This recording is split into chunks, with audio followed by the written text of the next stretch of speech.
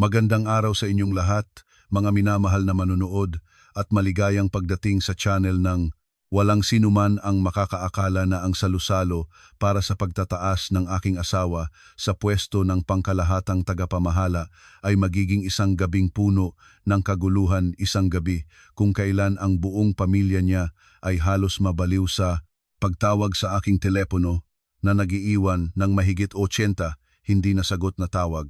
Ngunit ang hindi ko malilimutan hanggang sa katapusan ng aking buhay ay hindi ang walang tigil na pagtunog ng aking telepono, kundi ang sandaling iyon nang ang aking biyenang babae, habang direktang itinuturo ang kanyang daliri sa mukha ng aking mga magulang, ay malakas na sumigaw sa harapan ng napakaraming panauhin. Masikip dito, pabayaan mong magtungo ang iyong mga magulang sa kusina at kumain doon. Sa puno at abalang bahay ay biglang nagtahimik ang lahat. Natulala ang aking mga magulang. Ibinaba ng aking asawa ang kanyang ulo. At ako, natawa ako. Napakahina ng tawa. Ngunit ito ang tawa ng isang taong nagpasya na sa wakas na tapusin ang maraming taon ng pagpapahiya. Hinawakan ko ang mga kamay ng aking mga magulang at humakbang ng diretso patungo sa pintuan ng bahay ng pamilya ng aking asawa sa gitna ng nagtatakang mga titig ng lahat ng kamag-anak. Isang oras pagkatapos, habang nakaupo ang aking mga magulang sa isang 5 bituin na restaurant sa gitna ng Maynila at nakalatag sa harapan nila ang isang marangyang hapag na hindi pa nila naiisip kahit sa panaginip, may nangyayari namang ibang-iba sa bahay ng aking asawa. Nagniningas ang mga ilaw buong gabi. Nagtatawagan ang mga telepono sa bawat sulok ng bahay. Kumakalat ang iyak at sigaw sa buong paligid. At mula sa sandaling iyon, nagsimula na nilang maunawaan kung sino ang taong hindi nila dapat na nilait. Nang hapon ng araw na iyon, natagal akong nakatayo sa harapan ng salamin. Ang bestidang suot ko ay hindi branded, ngunit bago ito. Pumili ako ng mapayapang kulay, hindi masyadong kapansin-pansin dahil maliwanag sa aking isipan ang aking lugar sa bahay na iyon. Ang manugang na tinitiyak, ngunit hindi kailanman iginagalang, sa sala ay maririnig na ang masasayang boses at halakhakan. Ngayon, mas maraming tao kaysa karaniwan ang naroroon sa bahay ng aking asawa, nagdagdag ng mga mesa at pinagtatakpan ng mga bagong pulang mantel. Puno ng pagkain ang buong unang palapag, at sa dingding ay nakadikit ang isang maliwanag na streamer. Binabati namin ang aming anak sa kanyang pagtataas bilang pangkalahatang tagapamahala. Ang aking asawa, ang pangunahing tauhan ng okasyon, ay nakatayo sa gitna ng karamihan na may hawak na baso at hindi tumitigil sa ngiti. Sino man ang bumati sa kanya, tumutugon siya ng ngiti at tango. Tinitingnan ko siya mula sa malayo at ang nararamdaman ko sa puso ay hindi masaya, ngunit hindi rin malungkot, isang uri ng kawalan, isang pakiramdam na mahirap ipaliwanag sa salita. Bandang 5:00 ng hapon, dumating ang aking mga magulang. Nakita ko sila mula pa sa tarangkahan. Ang aking ama ay nakasuot ng matandang kemeha na may gusot-gusot na kwelyo, maingat na naplansyahan, ngunit hindi pa rin mapagtatakpan ang kanyang hitsura ng taong galing sa probinsya. Ang aking ina naman ay nakasuot ng simpleng maliwanag na damit, maayos ang buhok, at sa mga kamay niya ay hawak ang isang basket na puno ng mga pasalubong mula sa kanilang lugar, homemade na halaya, mangga mula sa kanilang puno, at ilang garapon ng mga atsara. Alam ko na ang lahat ng ito ay nagmumula sa puso ng aking mga magulang. Nagtulala sila sa tapat ng tarangkahan ng bahay ng aking asawa, naghahanap-hanap at nag-aalangan, parang natatakot na malagpasan ng mali ang isang mundong hindi sila kabilang. Nagmadali akong lumapit sa kanila. Nanay, tatay, tuloy na kayo. Matamis na ngumiti ang aking ina at tumango. Ang aking ama ay tahimik na umubo, na parang sinisikap itago ang kanyang kahihiyan.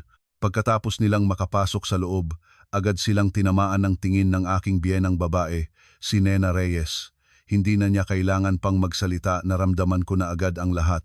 Ang tingin niya ay dumausdos sa aking mga magulang, mula ulo hanggang paa, tumigil sa basket ng mga pasalubong, at ngumiti siya.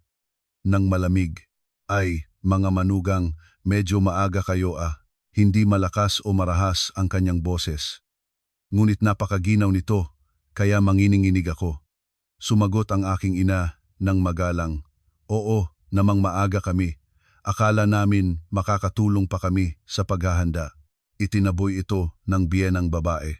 Hindi na, marami na naman dito. Maaga pa kayo, makakasagabal lang kayo. Pagkasabi nito, lumayo siya, iniwan ang aking mga magulang na nakatayo nang walang maramdaman sa gitna ng maingay na sala na puno ng mga taong magagara ang damit at nagtatawanan. Naglagay ako ng mga upuan para makapag-upo sandali ang aking mga magulang sa isang sulok. Ngunit hindi pa tumatagal ay lumapit muli ang aking biyenang babae sa amin. Sa mga pangunahing mesa wala ng lugar, wika niya ng walang pag-aalangan. Doon iuupo namin ang mga opisyal at ang aming mga kamag-anak.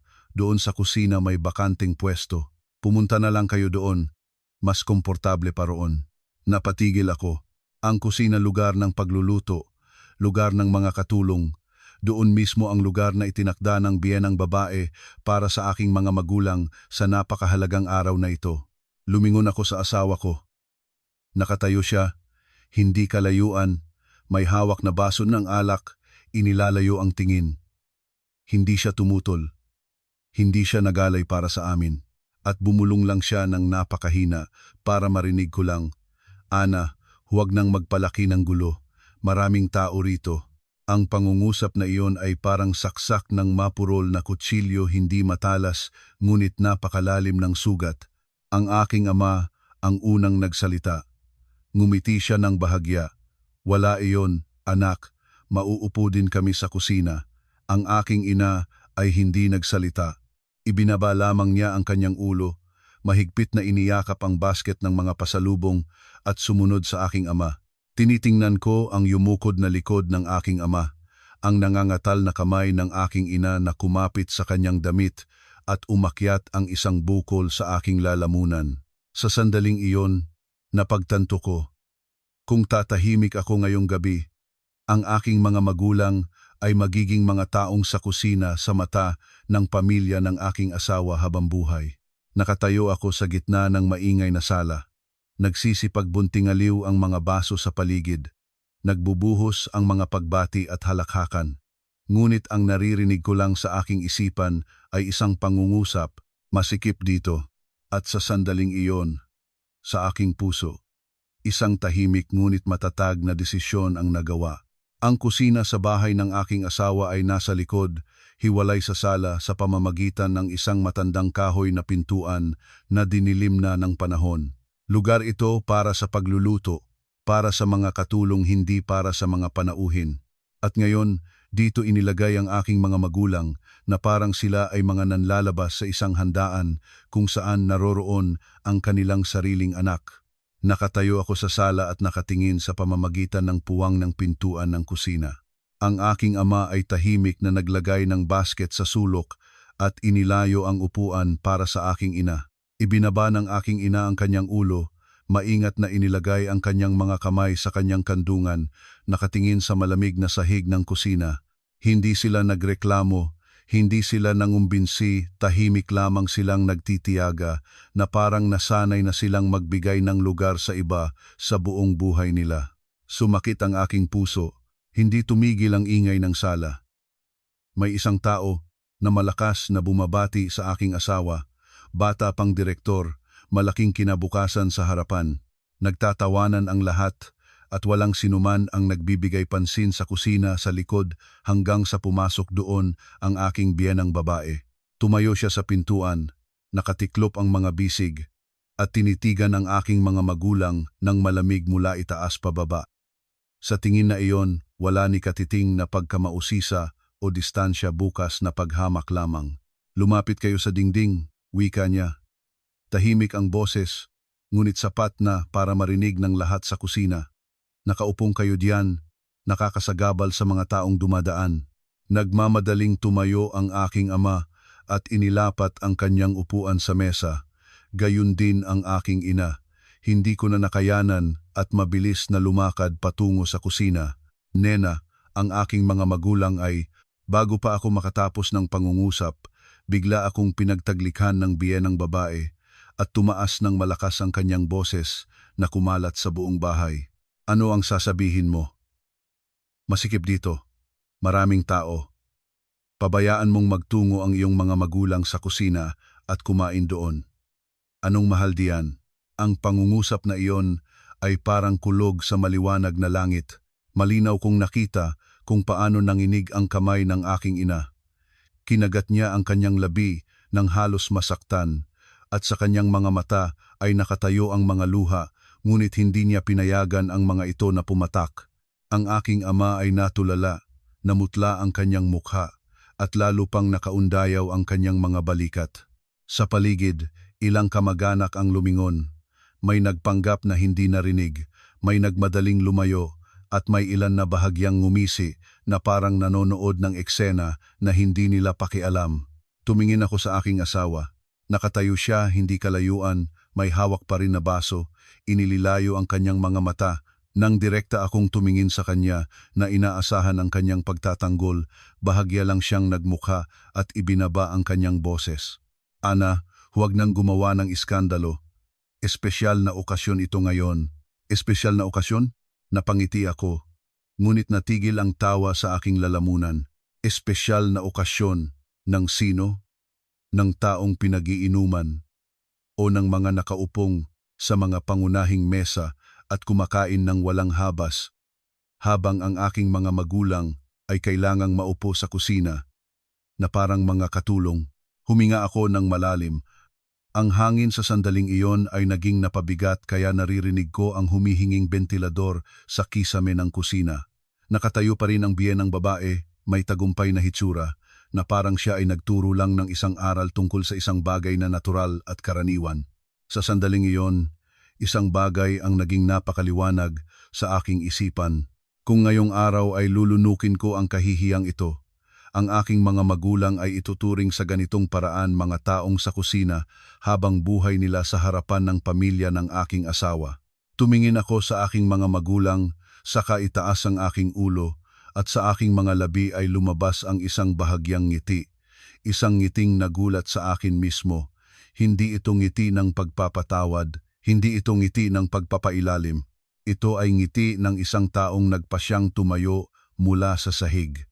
Naging mabigat ang hangin sa kusina, amoy ng mantika, mainit na pagkain at ingay ng handaan mula sa sala, lahat ito ay nagsama-sama at pakiramdam ko ay nakatayo ako sa isang maalikabok at makipot na silid na walang hangin. Nakatayo pa rin ang biyenang babae, nakatiklop ang mga bisig, may tingin na tagumpay. Sigurado siyang, tulad ng lahat ng nakalipas na pagkakataon, tatahimik ako, magtitiis at lulunukin ang aking mga luha para pigilan ang away. Ngunit ngayon, nagkamali siya. Yumuko ako at hinawakan ang kamay ng aking ina. Ang kamay na iyon ay manipis at magaspang mula sa maraming taon ng mabibigat na gawain. Nang mahipo ko ito, nagulat ang aking ina at tumingin sa akin ng may pag-aalala sa mga mata. Hayaan mo na, anak, ayos lang. Nagmadaling bumubulong din ang aking ama. Anong mahal ba kung saan kumain, anak? Huwag nang magbigay ng dahilan sa mga tsismis. Tinitingnan ko sila at sumakit ang aking dibdib ng napakasakit. Ang buong buhay nila ay inialay nila para sa mga anak. Ang buong buhay nila ay natatakot silang makaabala sa iba. At ngayon, pinahihiya sila ng harapan sa aking paningin.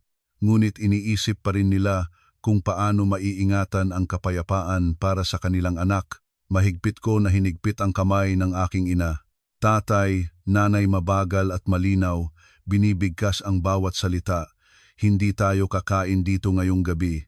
Tahimik ang boses, ngunit sapat para marinig ng mga nakatayo sa paligid. Isa sa mga kamag-anak ay lumingon. Nagsimulang humina ang ingay ng sala. Nagulat sandali ang biyenang babae, saka nagmukhang seryoso. Ano ang sinabi mo? Tumayo akong tuwid. Hinawakan ang mga kamay ng aking mga magulang at naglakad palabas ng kusina. Sa sandaling iyon, parang bumagal ang buhay sa sala. Tumigil ang pagbubunting-aliw ng mga baso. Humina ang mga usapan. At ang lahat ng mga matang puno ng pag-usisa, paghahatol at inaabangan ang dramatikong eksena ay nakatuon sa amin. Nang makita ng aking asawa na aalis na kami, nagbago agad ang kanyang hitsura. Nagmadali siyang lumapit sa akin at nagbulong, "Ano ang ginagawa mo? Kausapin natin ito ng mahinahon. Huwag mo akong ipahiya sa harapan ng lahat." Tumingin ako sa kanya, maingat na tumingin sa lalaking tinatawag kong asawa sa napakaraming taon. Sa lalaking kadarating lang na papuring-puri bilang direktor, inumingumin at tinatamasa ang lahat ng pagbati, at sa taong iyon na nanahimik lamang nang pinaalis ang aking mga magulang sa kusina. "Ipinahihiya kita?" Tahimik akong nagtanong. Nang makita mong pinaalis sa kusina ang aking mga magulang, hindi ka nahiya?" Napatigil siya. Bago pa siya makapagsagot, malakas na nagsalita ang biyenang babae. "Ana, anong serkus ito? Puno ng panauhin ang bahay. Kung gusto ninyong umalis, umalis na kayo pagkatapos.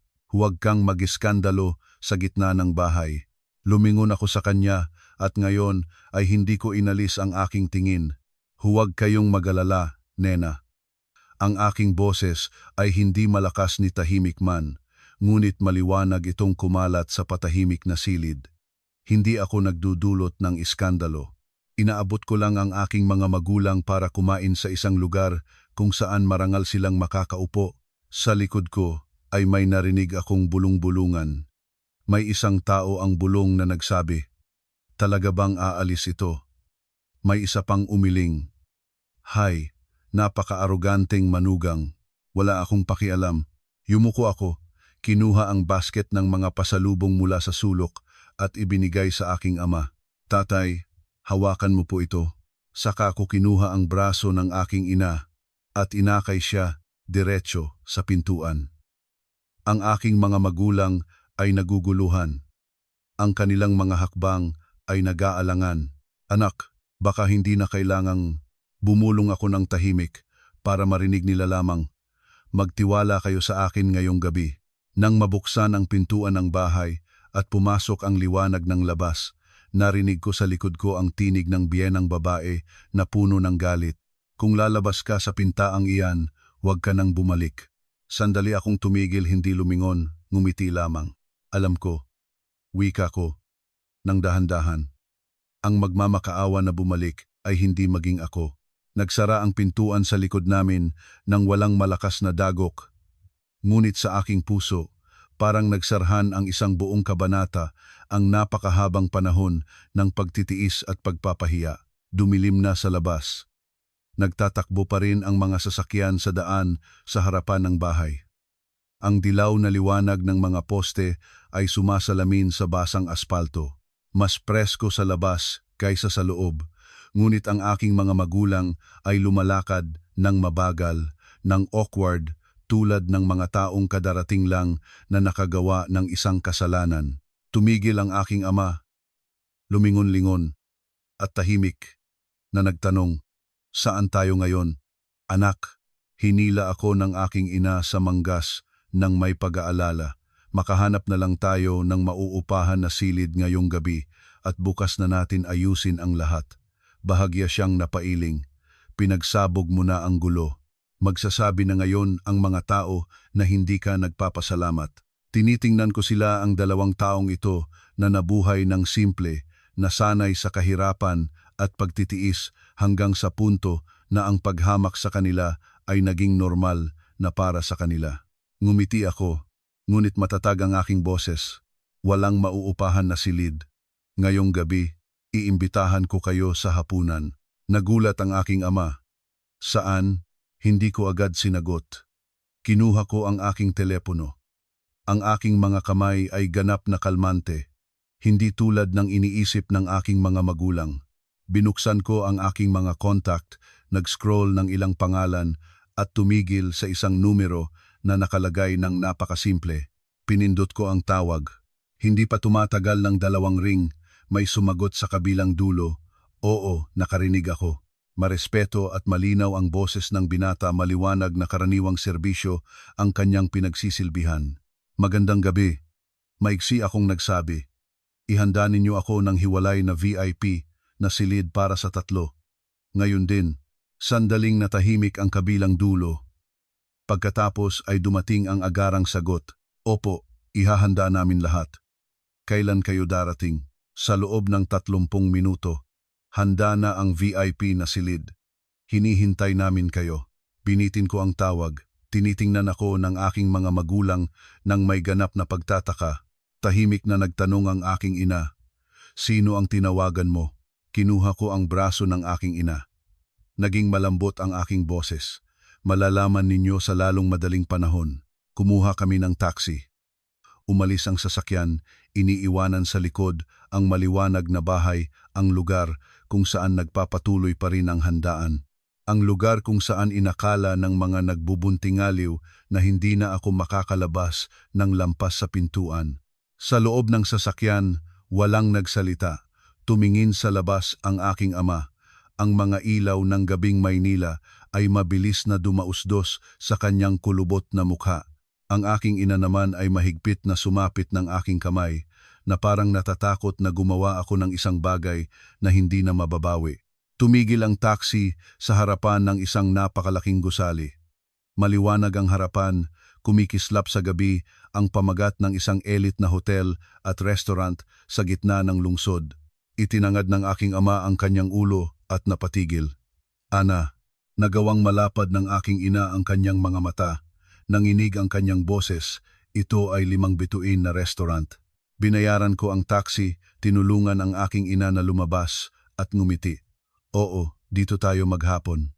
Nag-aalangan ang aking mga magulang sa harapan ng malinaw na salaming mga pinto kung saan makikita ang maluho nitong panloob mga waiter sa perpektong kasuotan, mga eleganteng panauhin. "Anak, hindi ka ba nagkakamali?" Nagtanong ang aking ama, na parang hindi makapaniwala sa kanyang mga mata. Umiling ako. Sa sandaling iyon ay automatikong bumukas ang mga pintuan. Isang lalaki sa itim na baro ay mabilis na lumapit sa amin at yumukod ng malalim. "Ana Santos, nakarating na kayo. Handa na ang silid. Pakiusap pong sundan ako kayo at ang inyong mga bisita." Ang magalang na pagtugon ay nagpabigla sa aking mga magulang. Tumingin sa akin ang aking ina nang may pinagsamang takot at kahanga-hanga. "Kilala ka nila." Ngumiti lang ako at hawak ang mga kamay ng aking mga magulang, inakay sila sa loob. Sa sandaling iyon, nagsimulang pumalag ang telepono sa aking bag. Isang tawag, saka isa pa. Hindi ako sumagot. Dahil alam ko sa bahay ng aking asawa ngayon ay nagsisimula na ang tunay na kaguluhan. Nagsara ang pintuan ng hiwalay na silid, ganap na pinutol kami mula sa ingay ng restaurant. Sa loob, malambot at mainit na liwanag ang bumabagsak sa isang bilugang mesa na natatakpan ng puting mantel na parang gatas. Nakalagay na ang mga baso ng tubig. Maingat na nakatiklop ang mga serbileta. Bawat detalye ay napakaganda, kaya nanatiling nakatayo ang aking mga magulang, hindi pa magawang umupo. Lumingon ang aking ina. Bumaba ang kanyang boses sa bulong. "Anak, napakamura marahil dito. Mag-order tayo ng kaunti lang." Sumasangayon na umiling ang aking ama. "Kumain tayo para daw, saka na tayo aalis." Pareho kaming hindi mahalaga kung ano ang kainin. Inilayo ko para sa kanila ang mga upuan at ngumiti. "Ngayong gabi, i-order ninyo ang anumang gusto ninyo. Huwag kayong mag-alala sa pera, aayusin ko ang lahat." Nagbago ang mukha ng aking ina. "Natatakot pa ako sa mga salita mo. Hindi ko ito ipinaliwanag." Binuhusan ko lang sila ng tubig at umupo sa tapat. Naguugali ako ng kalmante na parang ito ay pinakakaraniwang hapunan sa mundong ito. Pumasok ang waiter, yumukod ng magalang. "Pahintulutan po ninyo akong ipakita ang menu. Gusto ba ninyong pumili kayo mismo o hahayaan ninyo ang aming chef na pumili ng angkop para sa inyong mga bisita?" Nagkatinginan ang aking mga magulang nang may hiya. Sumagot ako ng walang pag-aalangan. Pakiusap sa chef na pumili ng mga pagkain na madaling pantunaw, kaunting mantika, bagay para sa mga taong nakatatanda. "Opo." Umalis ang waiter. Iniwan ang aking mga magulang na nakaupo sa katahimikan. Matagal na tumingin sa akin ang aking ina nang may pag-aalangang tingin. bakit ganoon ang pakikipag-usap mo sa kanila? Mahinahon akong ngumiti. Kakain muna tayo, saka ko kayo kukuwentuhan ng lahat. Inihahatid ang mga putahe, isa-isa. Ang bawat isa ay napaka-presentable kaya hindi nakapagpigil ang aking ama. Kahiyahiyang kainin ang ganoong kaganda. Ngunit pagkatikim, aproba ang tango ng aking ina. Masarap at hindi mataba. Sa panonood sa eksena na ito, bahagya akong nakaramdam ng kaginhawahan. Sa sandaling ito, ang aking mga magulang ay nakaupo sa magandang hapag. Walang nag-aalis sa kanila, walang tumingin sa kanila nang may paghamak, at saka pa lamang muli na pumalag ang telepono ko sa bulsa minsan, 2 beses, at pagkatapos ay tuloy-tuloy na. Tumingin ako sa screen. Lumabas ang pangalan ng aking asawa. Ibinaba ko ang telepono na nakaharap sa mesa. Wala pang 1 minuto ay muling nagliwanag ito. Sa pagkakataong ito, ang biyenang babae at pagkatapos ay iba pang kamag-anak. Hindi ako sumagot. Napansin ito ng aking ama at tahimik na nagtanong, "May nangyari ba?" Umiling ako. Wala namang mahalaga. Ngunit hindi tumigil ang telepono. Tumingin sa akin ang aking ina nang may pag-aalala. "Baka sagutin mo na." Paulit-ulit silang tumatawag. Ibig sabihin may nangyari. Nananatiling kalmante. Kung may mahalaga, maayos nilang sasabihin. "Ngayon, kumain na muna tayo." Ganitong sinabi ko, ngunit sa aking puso ay lubos kong alam ang atmosfera sa bahay ng aking asawa ay nagbago na ng ganap, tiyak na naputol ang handaan. Binomba ng mga tanong ang aking asawa at nagsisimula ng magising ang biyenang babae na malaking problema na ang lahat. Ang taong sanay na magutos sa iba ay hindi makakanatag ng matagal kapag biglang pinapabayaan siya. Pumalag pa ang telepono ilang beses at tumigil. Uminom ako ng tubig habang tinitingnan ang aking mga magulang na kumakain ng may ganang at nagisip. Sa loob ng 1 oras, ang mga tawag na ito ay mababago mula sa mga upgrade patungong mga pakiusap. Mula sa sandaling nagsara ang pintuan sa likod ko, hindi pa tumatagal ng 10 minuto ay naparalisa na ang maligayang atmosfera sa bahay ng aking asawa. Tumpak pa rin ng mga pagkain ng mga mesa. Mainit pa ang pagkain. Puno ng alak ang mga baso, ngunit nang hinawa ang malakas na usapan at halakhakan. Unti-unting naghinto ang mga pakikipag-usap. Nagsimulang sumilip ang mga panauhin sa pintuan na pinabayaan ko kasama ang aking mga magulang. Ang aking asawa, si Daniel Cruz, ay nakatayo sa gitna ng sala na may hawak na telepono. Namumutla ang kanyang mukha sa bawat ring na hindi sinasagot. Tumawag siya sa akin sa 10 pagkakataon nang walang tagumpay. Isang kamag-anak ang lumapit sa kanya at bumubulong nagtanong, "Huy, talagang umalis ba ang iyong asawa?" Nag-aalangang tumango si Daniel, sinisikap na mapanatili ang kanyang composure. Nagpabigla lang sandali, babalik din yan. Ngunit siya mismo ay hindi naniniwala sa sarili niyang mga salita. Nakaupo ang biyenang babae sa ulunan ng mesa na may madilim na mukha. Malakas niyang ibinaba ang kanyang baso sa mesa. Tok. Isang tunog na tuyong nagkalat. Anong kawalang galang? Hindi niya itinago ang kanyang galit. Aalis sa kalagitnaan ng handaan. At inaakay pa ang kanyang mga magulang. Wala siyang kahihiyan. Hinagip ito ng isang matandang tita. "Oh, ang kabataang ito ngayon, pinasobrahan na ang kanilang kalayaan. Kailangang hawakan sila ng mahigpit mula pa sa simula." Ngunit ang ilang tingin ay nagsisimula ng magbago. Ang tiyo ni Daniel, nakaupo malapit sa pintuan, ay nagmukhang seryoso. Ngayon, kung maging layaw ang pagtaboy sa mga kapamilya ng manugang papunta sa kusina sa harapan ng napakaraming panauhin, sino ang magtitiis niyan? Ang pangungusap na iyon ay parang tinik na itinarak. Mabilis na lumingon ang biyenang babae sa kanya. "Anong ibig mong sabihin? Ang bahay ko ito. Ako ang nagpapasya kung sino ang iuupo saan. Anong mahal diyan?" Hindi sumagot ang tiyo. Umiling lamang siya. Sa sandaling iyon ay tumunog ang telepono ng biyenang babae. Tumingin siya sa screen, hindi kilala ang numero. Sinagot niya ito. Marahas pa rin ang kanyang boses. "Hello, sino to?" Nagsalita ng napakabilis ang tao sa kabilang dulo. Sa loob lang ng ilang segundo, ganap na nagbago ang mukha ng biyenang babae. Makikita kung paano nanginig ang kamay na hawak ng telepono. "Ulitin ninyo. Ano ang sinabi ninyo?" Nagtanong siya nang humina ang boses. Wala na ng dating yabang. Dahan-dahan ay nagtahimik ang sala. Lumapit si Daniel sa kanyang ina. "Nanay, anong nangyari?" Pinigilan siya nito ng isang galaw ng kamay.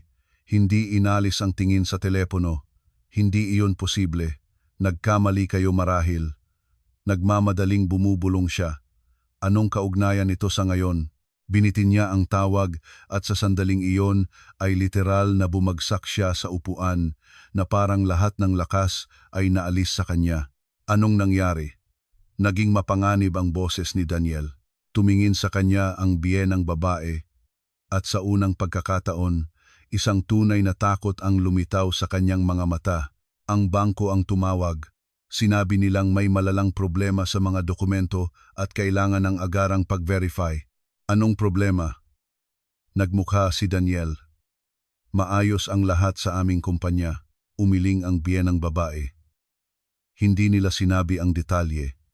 Sinabi lang na ito ay may kaugnayan sa isang taong nasa likod ng lahat. Agad na nagbago ang atmosfera sa silid. Nagsimulang magbulong-bulungan ang mga panauhin. Tumayo ang ilan sa dahilang kailangan na nilang umuwi.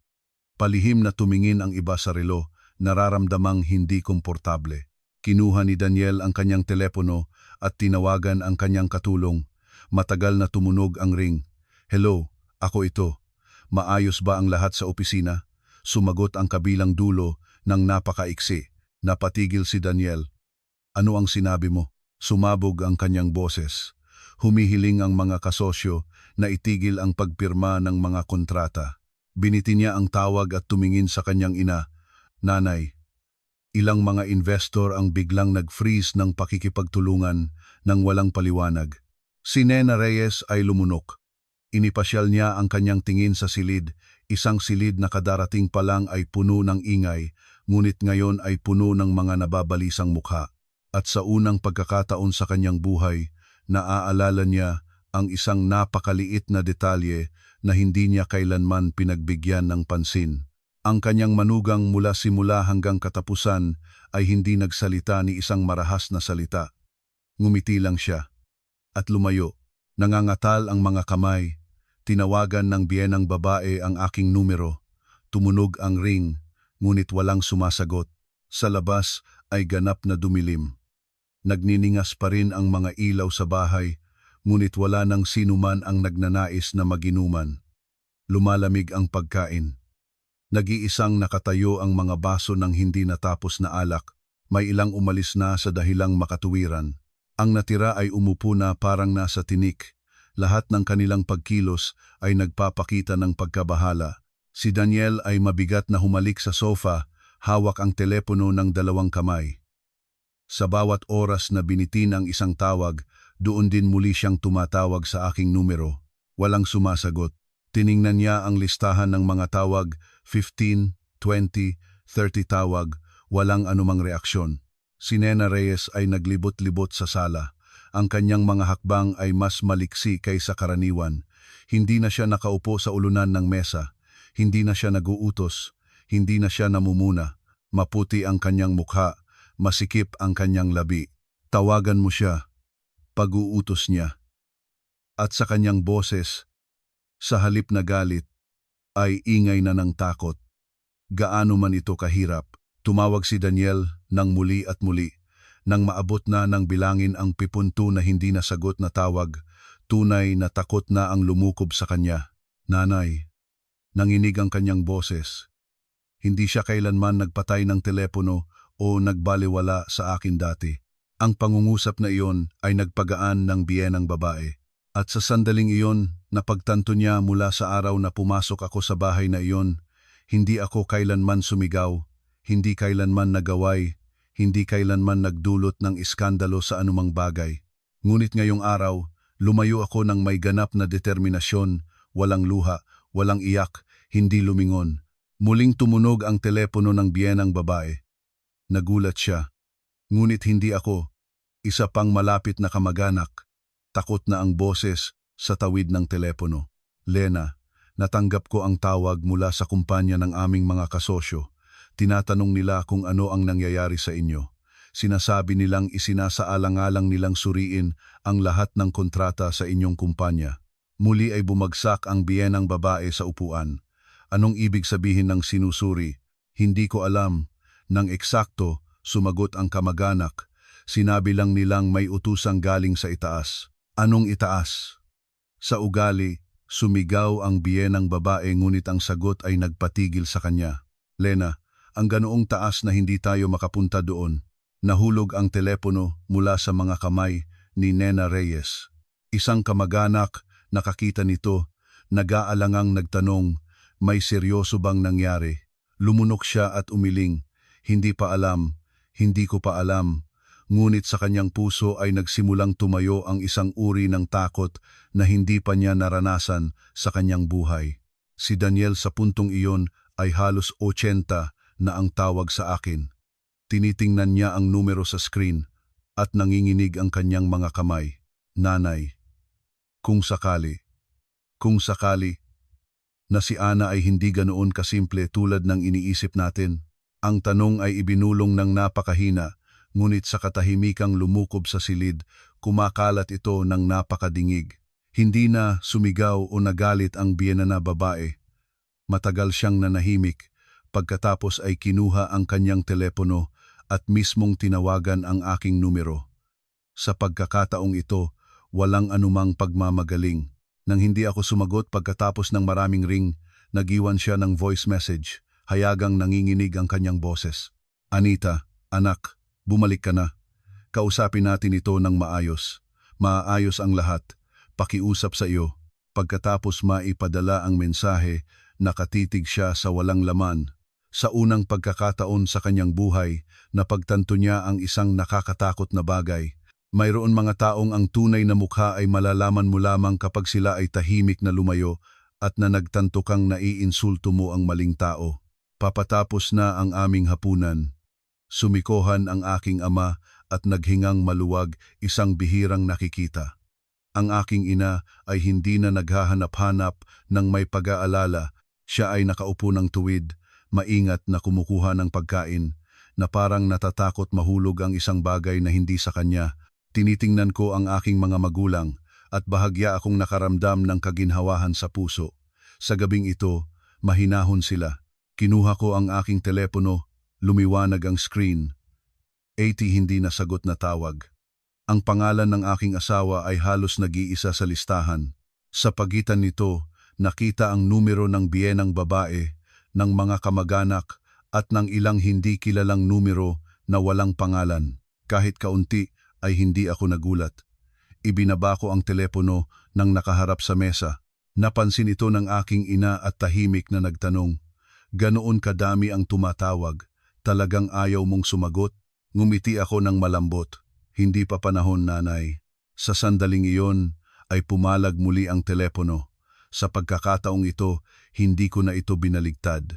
Sa pagkakita ng maikling pangalan sa screen, tumayo ako. Paumanhin, kailangan kong sumagot. Lumabas ako sa maliit na balkon ng VIP na silid. Malambot na hangin ng gabi ang nagdala ng halimuyak ng mga bulaklak mula sa hardin ng restaurant. Pinindot ko ang pindutan. Sa kabilang dulo ay tumunog ang kalmante. Walang madali ang boses ng isang may gulang na lalaki. "Maayos ba ang lahat?" Direkta akong sumagot. "Oo, ayon sa plano ang lahat." Naghintay sandali ang lalaki.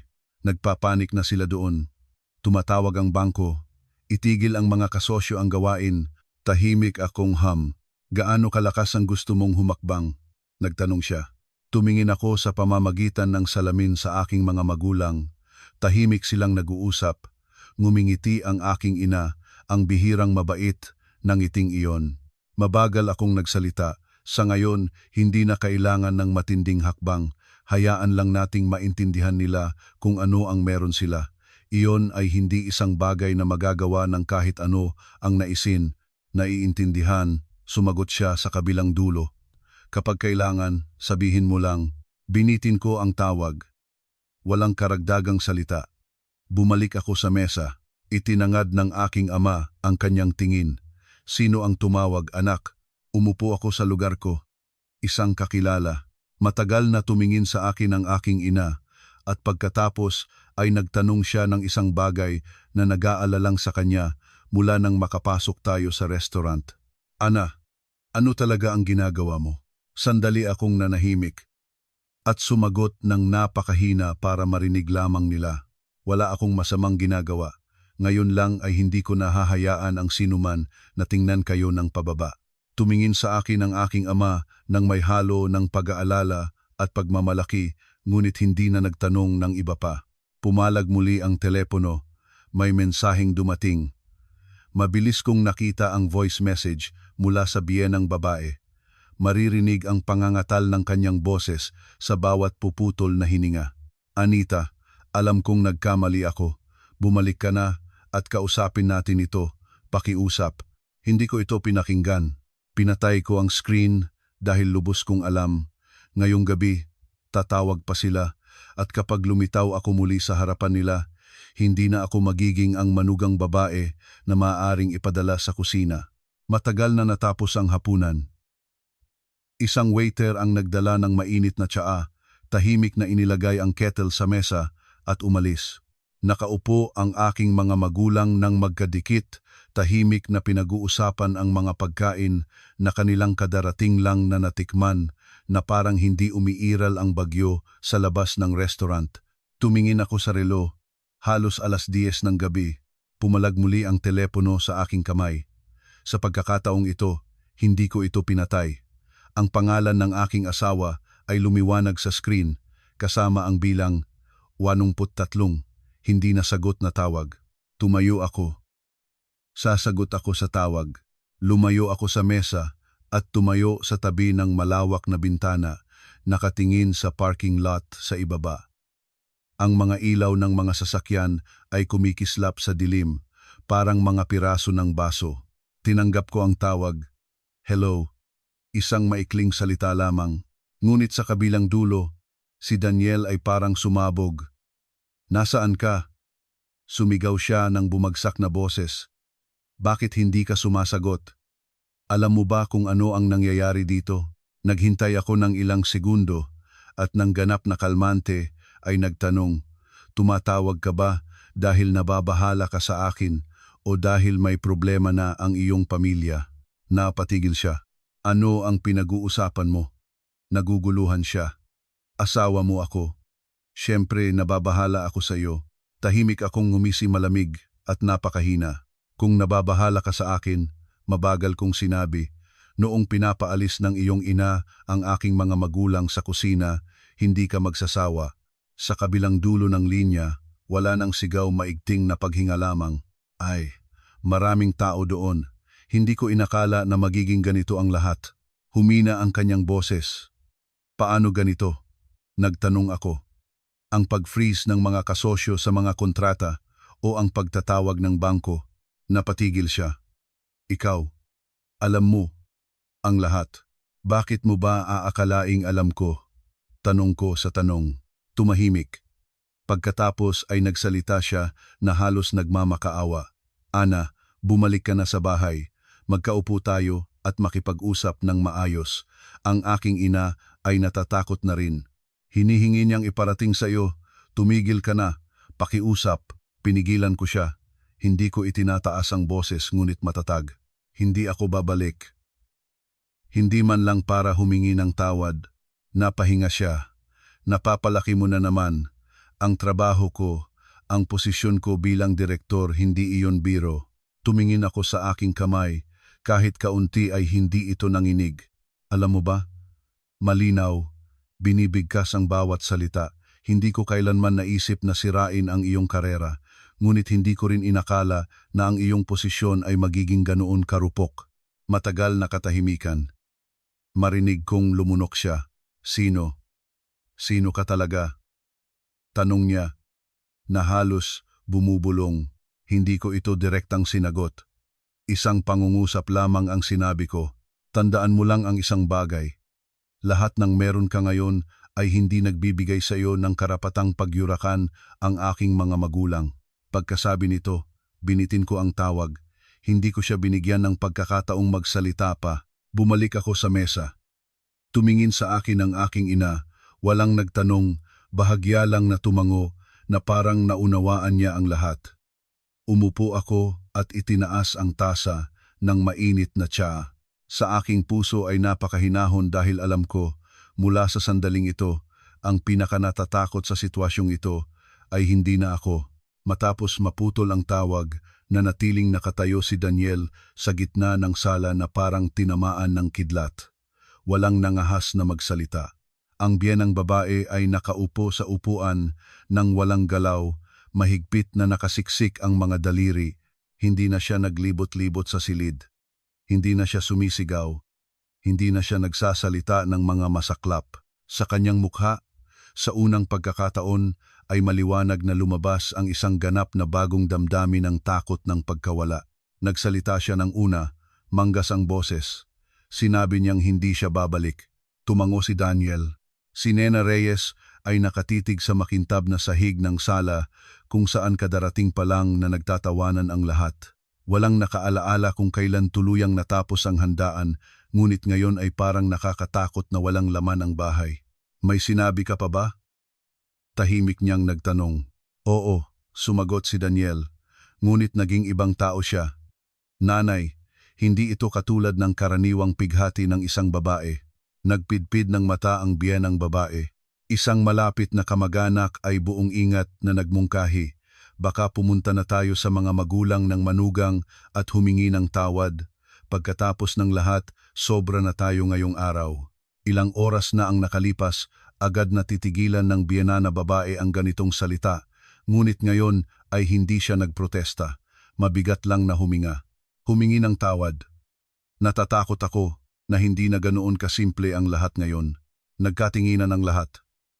Ano ang ibig mong sabihin, Lena? Nagtanong ang tita. Nagalinlangan ang biyena na babae pagkatapos ay mabagal na nagsalita nang tumawag ang bangko. Binanggit nila ang isang pangalan. Namatayan ng ingay ang silid. Isang pangalang hindi ko kailanman inaakala na maririnig ko uli. Itinangad ni Daniel ang kanyang ulo. Anong pangalan? Nanay, lumunok si Nena Reyes. Halos bumubulong ang kanyang boses. Tinanong nila kung may kaugnayan ang iyong asawa sa mga taong nagligtas sa ating kumpanya, ilang taon na ang nakalipas. Parang nagyelo ang hangin sa loob ng silid. Napatigil si Daniel. Sa mga nagligtas sa kumpanya? Nagmukhang seryoso ang isa sa mga matandang tiyo. Lena, tungkol saan ka? Hindi ba't matagal na natapos ang kwentong iyon? Binuksan ng biyenang babae ang kanyang mga mata. Puno ng pag-aalala ang mga ito. Dahil akala ko na rin natapos na, hindi ko na pinahintay ang aking sarili. Lumingon siya sa kanyang anak. Natandaan mo ba nang halos malugi ang kumpanya? Hindi ka pa direktor noon. Umaakyat ang mga utang. Nagbabanta ang bangko na kukuhanin ang lahat ng ari-arian. Tumango si Daniel. Paano hindi? Kung hindi noon sumaklolo ang isang tao, wala na tayong lahat. Alam mo ba kung sino iyon? Nagtanong ang ina. Umiling siya. Hindi. Hindi sila nagpakita. Pinirmahan ang mga papel sa pamamagitan ng mga abogado at nawala. Mapait na ngumiti ang biyena na babae. Tama. At ngayon, ang tao mula sa bangko ay nagtanong sa akin, hindi kaya ang aking manugang ay may kaugnayan sa panig na iyon. Napatigil ang sala. May isang kamag-anak na huminga ng malalim. Hindi iyon posible. Tingnan mo siya. Karaniwang babae siya. Dahil iyon na mukhang karaniwan siya, nangangatal na sumagot ang biyena na babae, hindi ko siya pinansin. Bagsak sa upuan si Daniel. Sa kanyang isipan ay nagsisimulang magkasama ang mga piraso ang kalmante niya, ang ngiti bago umalis, ang tawag ng bangko, ang pagtanggi ng mga kasosyo, at ang kanyang huling mga salita sa telepono. Kung totoo ito. Bumubulong siya. Tumingin ang biyena na babae sa kanyang anak At sa unang pagkakataon sa kanyang buhay, hindi siya nangahas na itaas ang kanyang boses. Bukas, wika niya. Kailangan mong hanapin kung nasaan siya. Hindi para magutos, hindi para mangumbinsi, para makipag-usap ng maayos. Naghintay siya at nagdagdag na puno ng pagiyak na boses. Dahil kung talagang naiinsulto natin ang maling tao, ang presyong kailangang bayaran ay magiging higit pa sa isang sirang handaan. Sa parehong sandaling iyon, sa tahimik na silid ng 5 bituin na hotel, binubuhusan ko ang tsaa ng aking mga magulang. Doon, sa bahay ng aking asawa, nagsisimula pa lamang ang bagyo at lubos ko itong alam. Ang natatagpuan nilang katotohanan ay iisa lamang sa marami pang susunod. Kinabukasan, nagising ako ng napakaga. Ang sikat ng umaga ay sumisilip sa manipis na kurtina.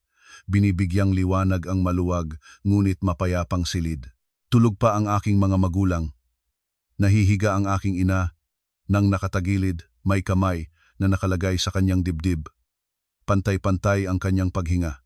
Nakatalikod sa bintana ang aking ama, at kahit sa tulog ay pinapanatili niya ang maingat na postura na taglay niya sa buong buhay.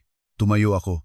Nagbuhos ng baso ng tubig at matagal na tinitingnan sila. Alam ko na ang araw na ito ay magiging kakaiba.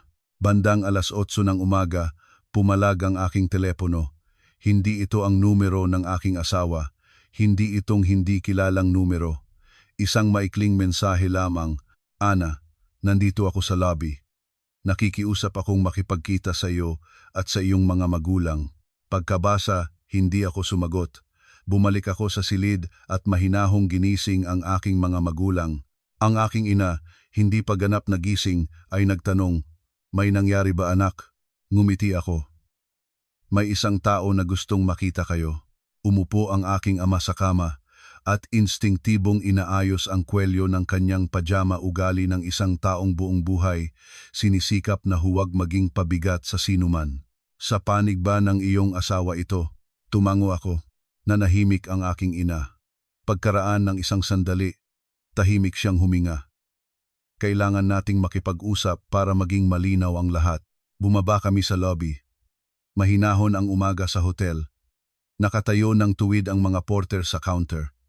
Malambot na dilaw na liwanag ang lumikha ng atmosfera ng kapayapaan. Nakaupo ang biyena na babae sa sofa, malapit sa malaking bintana. Simple ang kanyang baro, kaunti ang makeup, maayos na nakatali ang buhok. Wala ni katiting na katangian ng mapangaral na nagmamalasakit na babahay-bahay na nagpapamuno ng walang habas kahapon. Pagkakita sa amin, mabilis siyang tumayo ngunit agad na natulala. Ang kanyang tingin ay natagpuan ang tingin ng aking mga magulang at agad na bumaba sa sahig. Hindi dahil sa kawalang galang, kundi dahil hindi siya nangahas na direktang tumingin sa kanila. Nagsalita siya ng una. Manggas ang kanyang boses. "Ako, maaga akong dumating. Patawarin ninyo ako." Dahan-dahan na tumango ang aking ama. Wala iyon. 2 salita lamang, ngunit bahagya itong nagpababa ng tensyon. Umupo ang aking ina sa upuan. Maingat niyang inilagay ang kanyang bag sa tabi. Hindi siya tumingin sa biyena na babae. Hindi siya nagpakita ng galit, ngunit wala na rin sa kanya ang dating takot at pagsuko. Umupo ako sa tapat. Ilang segundo na nanahimik ang lahat. Sa wakas ay nagsalita si Nena Reyes. "Kahapon, nagkasala ako." Malinaw na nakakalat ang kanyang boses sa malawak na lobby. Yumuko siya. Sinabi ko ang mga bagay na hindi ko dapat nasabi. Nagkamali ako at nagpakita ng kayabangan. Hindi ako sumagot. Ang aking mga magulang man ay hindi. Mahigpit niyang sinikap ang kanyang mga kamay at nagpatuloy. "Hinihingi ko ang tawad ninyo, Mang Alfredo, Aling Cora. Patawarin ninyo ako sa pinsalang ginawa ko sa inyo." Lumingon siya sa aking mga magulang, ngunit ang kanyang tingin ay natatakot pa ring tumangon ng masyadong mataas. Matagal na tumingin sa kanya ang aking ina. Pagkatapos ay nagsalita siya ng tahimik, ngunit napakahayag. "Hindi namin kailangan ang inyong tawad para sa amin." Napatigil ang biyena na babae at itinangad ang kanyang ulo. Hinihiling lamang namin, ipinagpatuloy ng aking ina, na mula ngayon, huwag na kayong tumingin ng pababa sa sinuman, lalo na sa mga magulang ng inyong manugang. Hindi niya itinataas ang kanyang boses, hindi niya inulit ang pagkakamali ng iba, ngunit ang bawat salita ay tumpak na nakarating. Paulit-ulit na tumango ang biyena na babae. Oo, naiintindihan ko. Pagkatapos ay lumingon siya sa akin. Naging mas mababa pa ang kanyang boses. Ana, maaari ba tayong makipag-usap ng mag-isa? Tinitingnan ko siya at hindi ko nakita ang dating kayabangan. Isang babae lamang na natatakot na mawala ang tinuturing niyang karapatan niya. Hindi tayo nangangailangan ng mga lihim, sumagot ako. Sabihin ninyo rito, nagalinlangan siya ngunit tumango. Sige, ang nangyayari sa kumpanya, gawa ba ng iyong mga kamay iyon? Hindi ko ito tinanggihan o kinumpirma. Sinabi ko lamang, wala akong ginawang sobra sa sukatan. Ibinabalik ko lamang ang lahat sa tamang lugar. Lumunok siya. Maaari mo bang itigil? Sa unang pagkakataon mula nang magkita kami, direkta akong tumingin sa kanya sa mga mata. Depende sa kung talagang naiintindihan ninyo ngayon kung ano ang inyong pagkakamali. Mahabang katahimikan. Matagal na nananatiling walang galaw ang biyena na babae. Sa wakas ay nagsalita siya na halos bumubulong.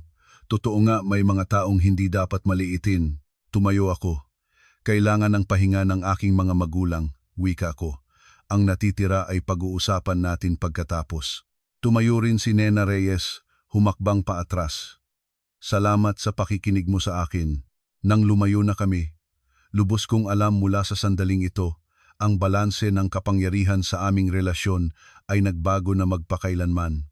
Halos nagawa na naming tumayo nang marinig namin ang mabilis na mga hakbang mula sa direksyon ng pintuan. Lumabas si Daniel Cruz. Gusot ang kanyang kemeha. Nakagilid ang kanyang kurbata. At ang kanyang mukha ay nagpakita ng sukdulang pagod pagkatapos ng walang tulog na gabi. Tumigil siya nang makita ang kanyang ina na nakatayo sa harapan ng aking mga magulang. Hindi siya sumisigaw, hindi siya nagpapamuno. Nakatulala siya na may nakakundang ulo. Alam ko na hindi pa siya nakakita ng ganoong eksena kailanman. Nagsalita ang kanyang inamanggas at puno ng pagod ang boses. Dumating ka. Wala nang dating tono ng isang general. Lumingon si Daniel sa aking mga magulang. Ang aking ama ay nakatayo ng tuwid, nakalagay ang mga kamay sa kanyang likod, kalmante ang kanyang tingin. Ang aking ina ay nakaupong relax sa upuan, walang takot kumpara sa kahapon sa kusina. Mabagal siyang yumukod. Patawarin ninyo ako, Mang Alfredo, Aling Cora. Ang dalawang salitang ito ay mas mahirap niyang nasabi kaysa sa inaasahan niya. Kasalanan ko ito, nagdagdag siya ng mas mababa pa. Kahapon, hindi ko kayo na ipagtanggol. Tinitingnan ko siya walang kasayahan, walang schadenfreude. Pakiramdam ko ay pagkalayo lamang. Tumango ang aking ama, nakaraan na iyon. Ngunit may mga bagay na hindi dapat na maulit. Nagdagdag ang aking ina ng malambot. Hindi kami humihiling ng tawad para sa aming pagmamalaki. Hinihingi lamang namin ng respeto. Lumunok si Daniel. Lumingon siya sa akin. Ana, umuwi na tayo. Kailangan tayong mag-usap. Umiling ako. Naguluhan siya. Kailan? Direkta akong tumingin sa kanya, hindi inilayo ang tingin. Kapag naiintindihan mo na ang isang simpleng bagay, asawa mo ako. Ngunit bago pa ang lahat, anak ako ng aking mga magulang. Nagiwan sa kanya ang mga salitang ito. Tumingin ang biyena na babae sa kanyang anak, pagkatapos sa akin, at sa huli ay nagsalita, tama siya. Muling lumingon siya sa aking mga magulang. Ngayong araw, nais ko kayong imbitahan sa isang maayos na tanghalian. Hindi para burahin ang aking kasalanan, kundi bilang tanda ng respeto. Nagkatinginan ang aking ama sa aking ina nang may tanong, bahagyang tumango ang aking ina. Tinatanggap namin ang imbitasyon bilang mga magulang ng inyong manugang at hindi bilang mga mahihirap na kamag-anak na pinadadala sa kusina. Muling yumukod ang biyena na babae. Oo, ang tanghalin ay nagdaan sa ganap na ibang atmosfera. Walang nakaupo ng mas mataas o mas mababa. Walang mga pangunahing mesa o mapanghamak na tingin. Nakaupo ang aking mga magulang ng tuwid at nagkukuwentuhan ng walang nagmamadali. Si Daniel ay tahimik na nagabot ng pagkain sa kanila. Bawat galaw niya ay maingat na parang muling natututo siyang maging isang tao. At ako nanonood lamang dahil sa aking puso ay nagtaguyod na ang isang panghuling desisyon. Pagkatapos ng tanghalian, tumayo ako. Ihahatid ko ang aking mga magulang sa silid. Sumunod si Daniel sa akin. Nakikiusap ang kanyang boses. Ana, huwag mo akong iwan. Matagal ko siyang tinitingnan. Hindi ako aalis. Ngunit hindi na rin ako babalik sa aking dating lugar. Naiintindihan niya. At sa unang pagkakataon, nakita ko sa kanyang mga mata hindi galit, kundi tunay na takot ng pagkawala. Ang hapon ay lumipas nang walang pagmamadali. Umalis ang aking mga magulang para makapahinga. Tahimik na nagsara ang pinto, ngunit para sa akin, iyon ay isang hindi nakikitang hangganan sa pagitan ng tinatanggap ko noong nakaraan at ng hindi na kailanman aking papayagan. Nakatayo si Daniel sa pasilyo. Naghihintay siya, hindi tumatawag, hindi humahawak sa aking kamay. Nakatayo lamang siya, katulad ng isang taong napagtanto na matagal siyang nasa maling lugar. Lumabas ako. Gusto kong makipag-usap. Siya ang unang tumayo ng katahimikan. Mababa ang kanyang boses. Linawin natin ang lahat. Tumango ako. Umupo kami sa maliit na lugar ng pahinga. Wala ni isa sa kanila, ni ang kanyang ina, ni ang aking mga magulang. 2 tao lamang na dating mag-asawa. Ano ang plano mo? Nagtanong siya. Amy. Tanong. Hindi ako agad sumagot. Nagtanong ako mula sa kabilang panig. Kung kahapon ay hindi ako tumayo at hindi inakay ang aking mga magulang, mag-iisip ka bang humingi ng tawad sa kanila? Nanahimik siya. Ang katahimikang iyon ang sagot. Kung gayon, mabagal akong nagsalita. Huwag kang magtanong kung ano ang plano ko. Itanong mo sa iyong sarili. Kung nasa iisang panig pa tayo, itinangad niya ang ulo. Pinipili kita. Tinitingnan ko siya ng direkta. Hindi, naguluhan siya. Pinipili kita, paulit-ulit niyang sinabi. Kapag nasa aking panig ang isang tao, ipinagpatuloy ko, nakatayo siya sa tabi ko sa pinakamahirap na sandali, hindi lamang kapag nanganganib na ang lahat. Ibinaba niya ang kanyang ulo at siniklot ang kanyang mga kamay. Nagkamali ako. Ngunit maaari ko itong itama. Maaari mong itama ang isang pagkakamali, wika ko. Ngunit kaya mo bang baguhin ang isang ugali ng buong buhay mo? Hindi siya sumagot. At sa sandaling iyon ay lumabas ang aking ama mula sa silid. Hindi siya nagninginggig. Naunawaan lang niya na matagal na kaming wala. Lumapit siya sa amin at ginawang pangako ang isang galaw para manatili sa kinauupuan. Matagal na tumingin ang aking ama kay Daniel, walang pangungumbinsi, walang marahas na salita. Ito ang tingin ng isang lalaking naninirahan ng mahabang buhay. Alam mo ba, sinimulan ng aking ama sa makapal, mapayapang boses kung bakit ako nanahimik kahapon. Umiling si Daniel, dahil gusto ko makita kung naiintindihan mo kung nasaan ang iyong lugar. Nagyanig si Daniel sa pangungusap na iyon. Ipinagpatuloy ng aking ama, maingat na binibigkas ang bawat salita. Ang pagiging asawa ay hindi nangangahulugang tumayo sa gilid para lang walang away. Ang pagiging asawa ay nangangahulugang pumili ng tamang panig kahit mangailangan kang lumaban sa lahat. Namatay ang ingay. Tumingin ang aking ama sa akin. Ang aking anak, mula pa sa pagkabata, ay nakaranas ng kahirapan. Hindi siya nag-asawa para mamuhay ng marangya. Kailangan lamang niya ng isang taong hindi papayag na mapahiya ang kanyang mga magulang. Muli siyang tumingin kay Daniel. Kung nagawa mo iyon, ang pamilyang ito ay magkakaroon ng kinabukasan. Sandali siyang naghintay at nagdagdag. At kung hindi, naghintay siya. Mas mabuti pang humiwalay na nang maaga para sa kapakanan ng dalawa. Walang sinabi si Daniel. Matagal siyang nanahimik at pagkatapos ay tumayo at malalim na yumukod. Naiintindihan ko, Walang pagdadahilan, walang pakikiusap, dalawang salita lamang. Tinitingnan ko siya. Sa aking puso, wala nang galit o bulag na pag-asa. Malinaw at malamig na katwiran lamang. Lumingon ako sa aking ama. Salamat tatay. Tumango ang aking ama. Habang lumalayo, malinaw kong naalaman pagkatapos ng araw na ito, wala nang magiging katulad ng dati. Ngunit dahil doon mismo, maaari na akong sumulong nang nakatataas ang aking ulo. Nang gabing iyon, nakaupo akong mag-isa sa tabi ng bintana. Sa ibaba ay nagsisimulang magnilawanag ang mga ilaw ng Maynila. Kikilos-kilos ang buhay. Nagpapatuloy ang lahat ayon sa kanyang takbo. Para sa akin lamang ay nagsimula ang isang bagong kabanata. Nakatayo si Daniel sa likod ko. Nagpapanatili ng distansya. Lubos ka na bang nag-isip?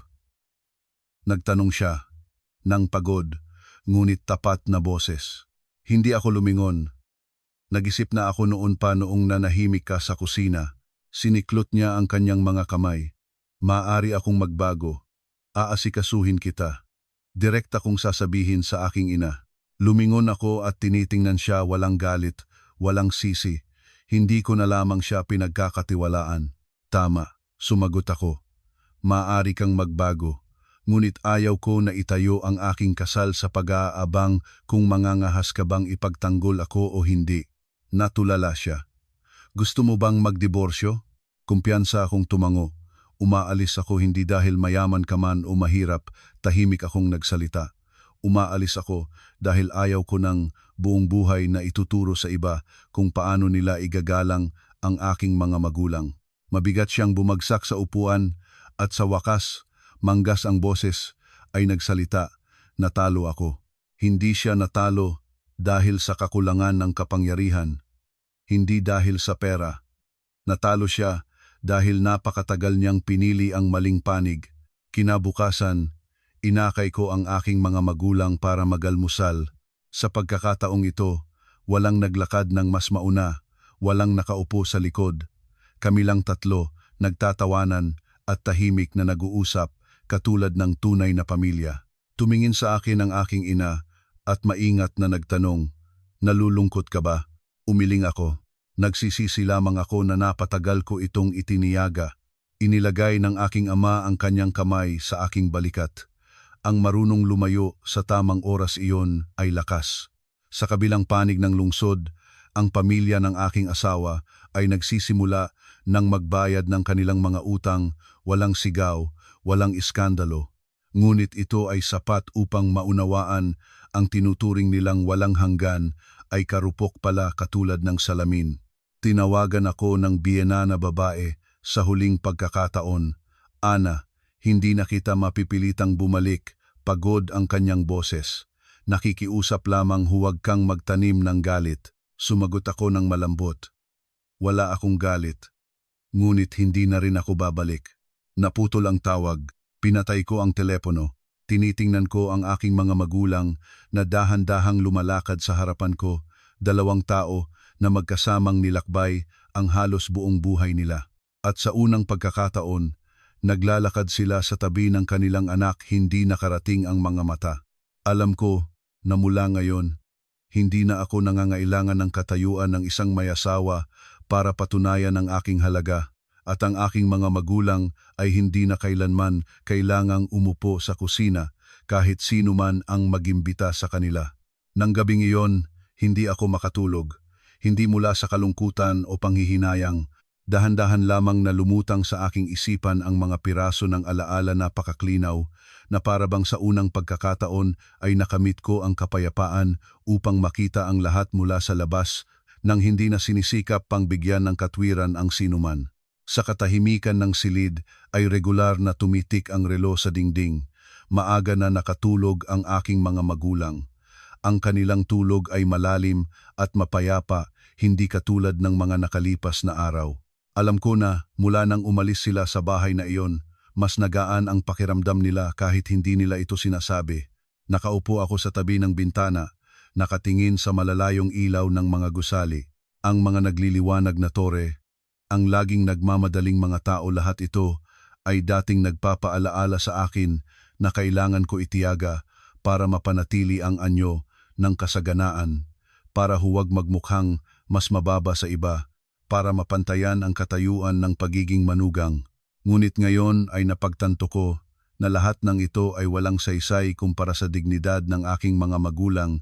Naalala ko ang gabing iyon, ang aking ama na nanlalamig sa kusina, ang aking ina na nakaundayaw ang ulo, at ang aking asawa na nanahimik. Ang katahimikang iyon ay hindi malakas, ngunit mas masakit pa ito kaysa sa anumang sigaw. Ang pinakamabigat na pinto ay hindi ang sinasabi ng mga nangaapi, kundi ang katahimikan ng mga dapat sana ay nagtanggol sa iyo. Nagtanong ako sa aking sarili, kung hindi pa ako tumayo noon, kung pinili ko rin ang katahimikan, nasaan ang aking mga magulang pagkatapos ng 10 o 20 taon sa kusina? Sa madilim na sulok na walang nakakakita sa kanila, huminga ako ng malalim. Sa unang pagkakataon ay malinaw kong naunawaan, hindi ako natalo. Sa kabaligtaran, kalibre pa lang akong lumabas mula sa buhay kung saan kailangan ko pa ring humingi ng pahintulot na igalang.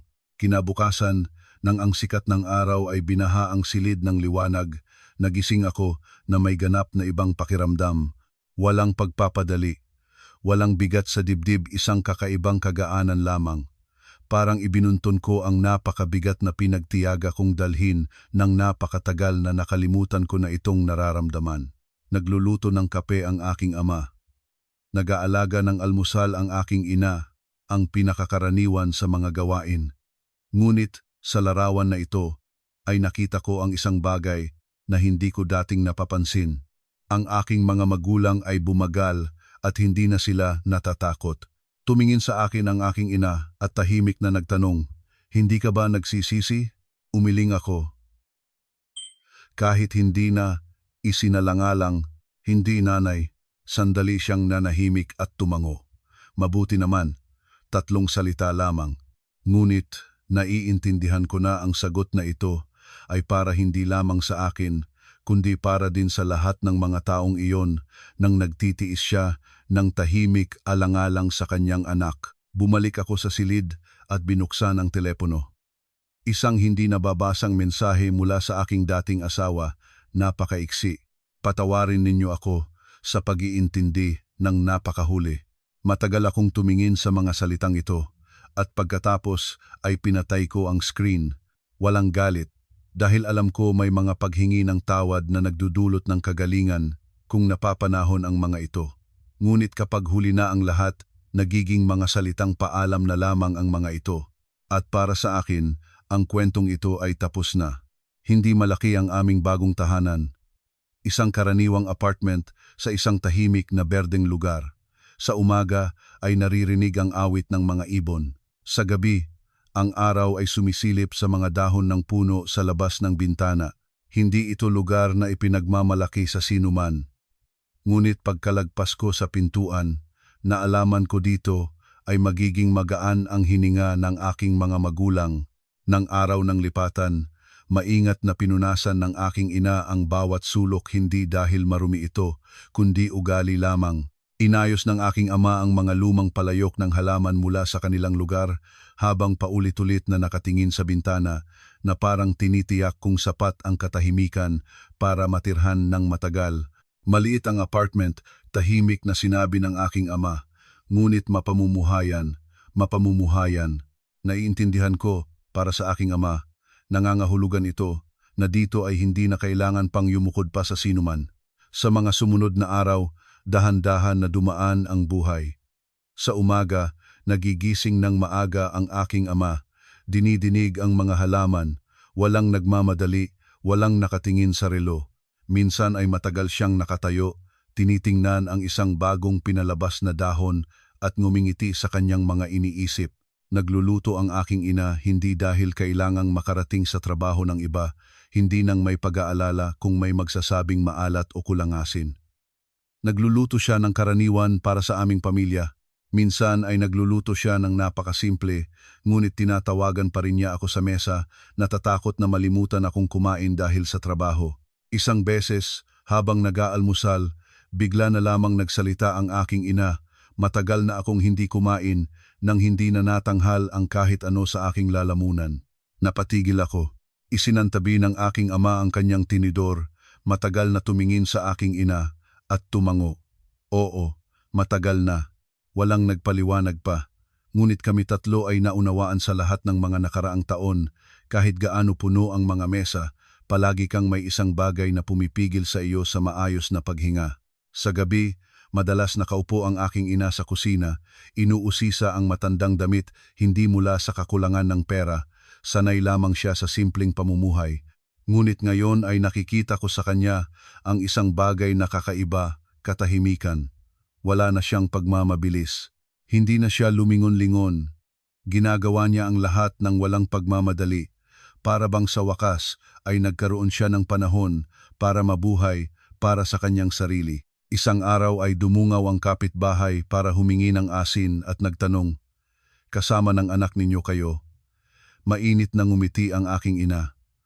"Oo, anak ko ito."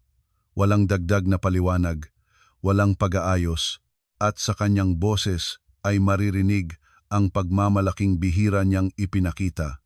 Nang gabing iyon, kami tatlo ay nakaupo sa harapan ng telebisyon. Ang aking ama, tulad ng karaniwan, ay nakatulog sa kalagitnaan ng pelikula.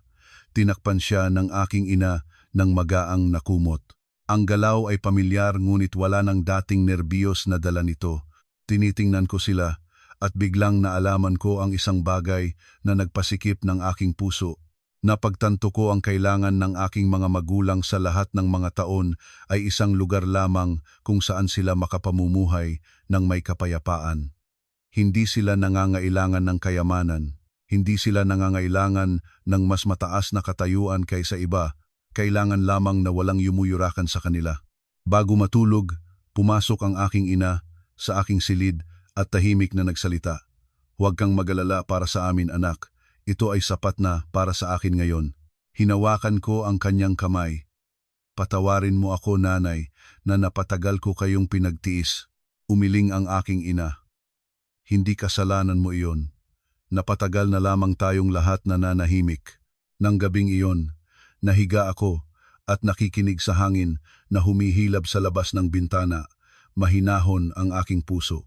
Alam ko may marami pa mang hindi naayos, ngunit kahit papaano, ang aking mga magulang ay hindi na kailanman uupo sa kusina ng ibang bahay. At para sa akin, iyon ay sapat na upang ituring itong tagumpay. Mula sa araw na iyon, hindi na sinubukan ng pamilya ng aking asawa na magdulot ng iskandalo. Wala ng balyena ng mga tawag, wala ng mga ultimatum, wala ng sinuman ang nagsabi, "Hindi siya makakaalis ng malayo, babalik din yan." Lahat ay nagdaan sa ganap na katahimikan at ang katahimikang iyon mismo ang pinakahindi matanggap. Ang aking dating asawa ay nagsimulang dumating sa trabaho ng mas huli kaysa karaniwan. Wala na sa kanya ang dating kumpiyansa at kasanayan sa negosyo. Mga pinahabang pulong, paulit-ulit na pag-iimik, at mga sandali kung kailan siya nakatayo ng matagal na nakatingin sa kanyang telepono na parang naghihintay ng isang bagay na hindi na babalik. Ang posisyon ng direktor ay nanatili pa rin sa kanya, ngunit ang kapangyarihan ay umalis na. Ang mga dating pamilyar na investor ay naging mas maingat. May ilan na naghanap ng dahilan para ilipat ang usapan. May ilan na nagkansela ng mga pagpupulong. Ang mga malalakas na pagtitipon na puno ng tao noon ay binibisita na lamang ng isa o dalawang pamilyar na mukha at lahat ay mas maingat ang pag-uugali. Ang biyena na babae ang unang napansin ang mga pagbabagong ito. Walang sinabi ng malakas, ngunit alam ko na lubos niyang naiintindihan ang dahilan. Isang hapon, pumunta siya sa opisina ng kanyang anak, hindi para sumigaw, para magtanong lamang ng isang tahimik na katanungan. "Nakikipag-ugnayan ka ba sa kanya?" Umiling siya. Umupo siya sa upuan, nakatingin sa bintana. Naging mahinahon palalo ang kanyang boses. Noon, inakala ko na nanahimik siya dahil mahina siya. Mapait siyang ngumiti.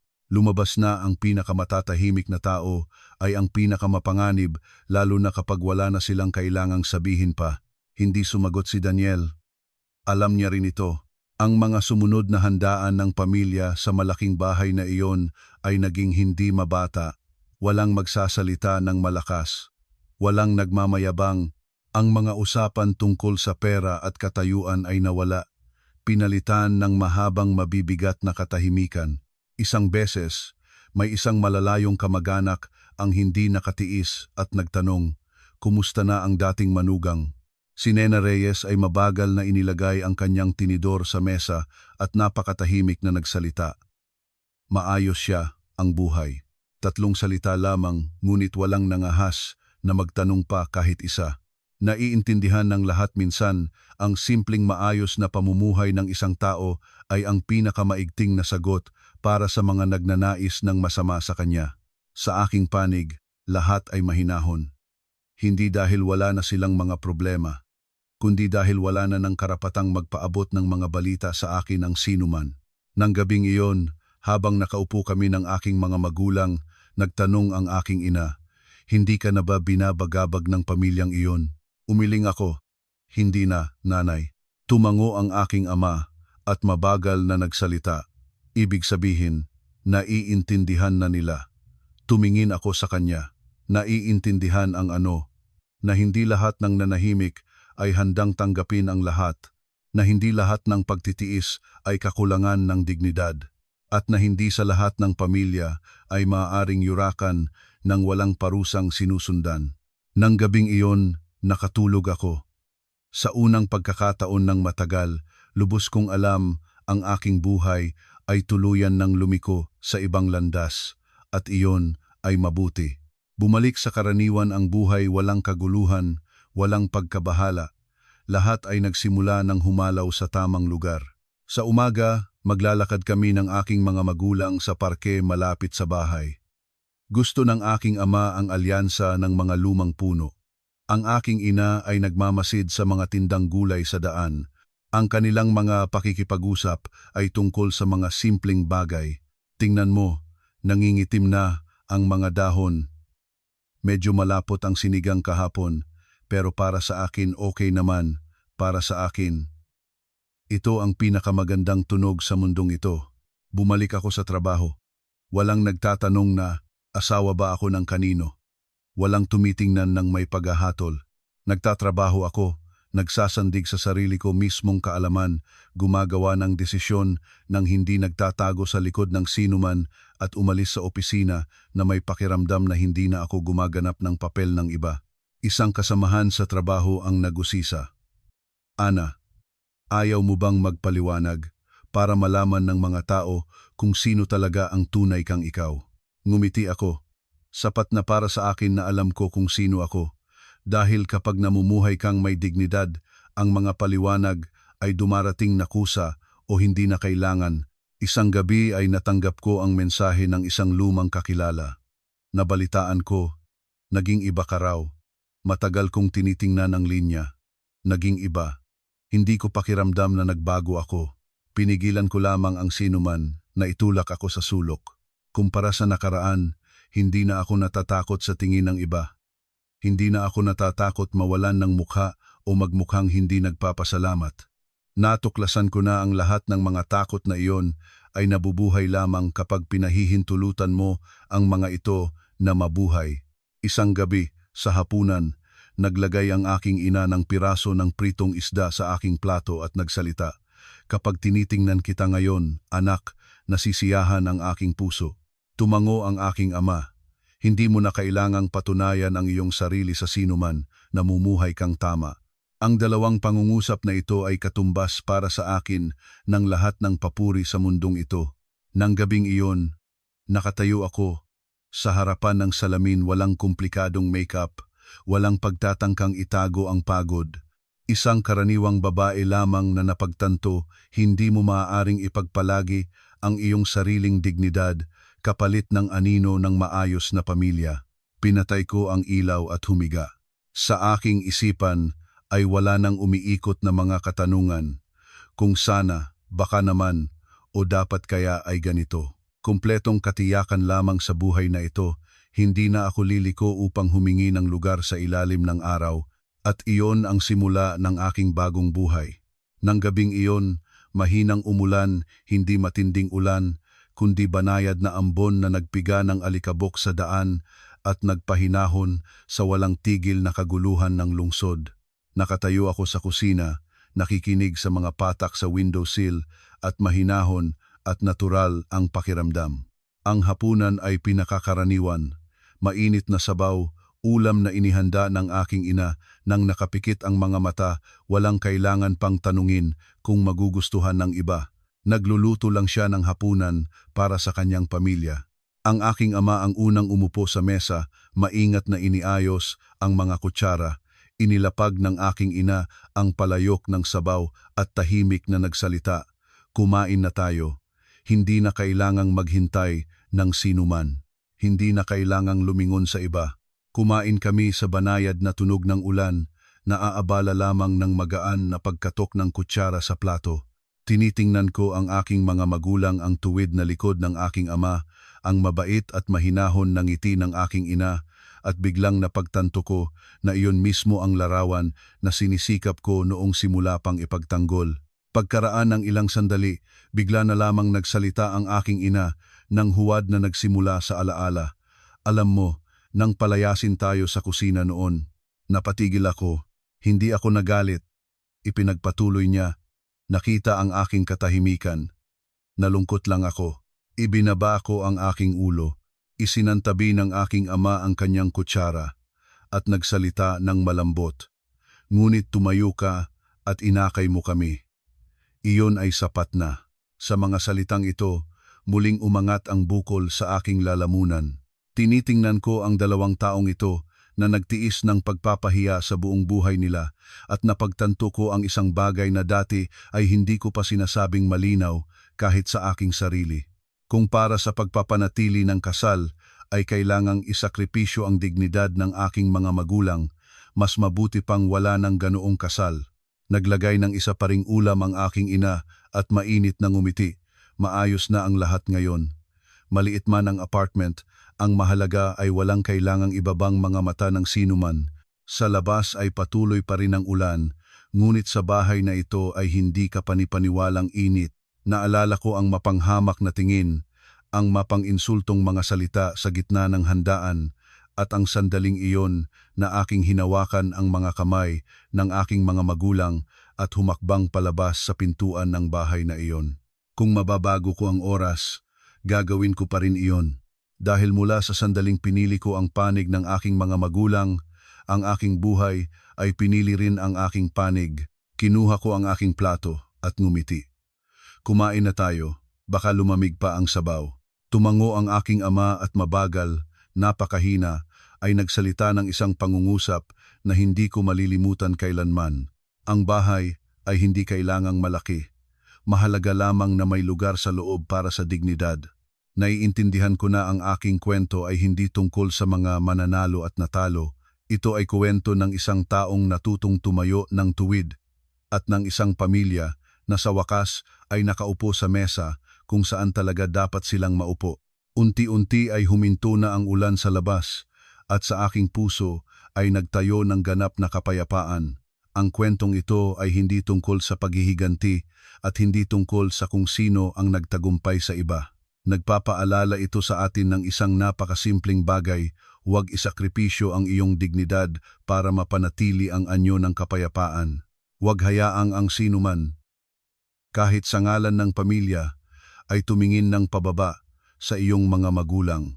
Minsan, ang pinakamasakit na sugat ay hindi nagmumula sa mga salita ng mga nangapi, kundi sa katahimikan ng mga dapat sana ay nagtatanggol sa iyo. Bilang asawa, bilang anak, laging tandaan, kung ang kasal ay nagpapaluhod sa iyong mga magulang, hindi na iyon kasal. Iyon ay pagdurusa lamang na nakabalot sa magandang salitang pamilya. Hindi mo kailangang maging pinakamahusay sa lahat. Kailangan mo lamang na tumayo sa iyong tamang lugar at huwag hayaang yurakan ng iba ang mga taong iyong inimamahal. Dahil ang bahay ay hindi kailangang malaki, mahalaga lamang na may lugar sa loob para sa dignidad. Kung nagawa ng kwentong ito na maantig ang iyong puso, kung ikaw ay nanahimik kailanman para sa kapakanan ng pamilya o kung tumayo ka para ipagtanggol ang iyong mga magulang, mag-like ng video na ito para makarating ito sa mas maraming tao. Ibahagi ang inyong mga naiisip sa mga komento at ipadala ang video na ito sa mga taong kailangan itong marinig. At huwag kalimutang mag-subscribe sa channel ng para sama-sama tayong makinig ng malalim, tapat at makabuluhang mga kwento tungkol sa mga ugnayan ng pamilya, kasal at dignidad ng tao. Salamat sa inyong pakikinig hanggang sa huling sandali, hanggang sa susunod na mga kwento sa channel ng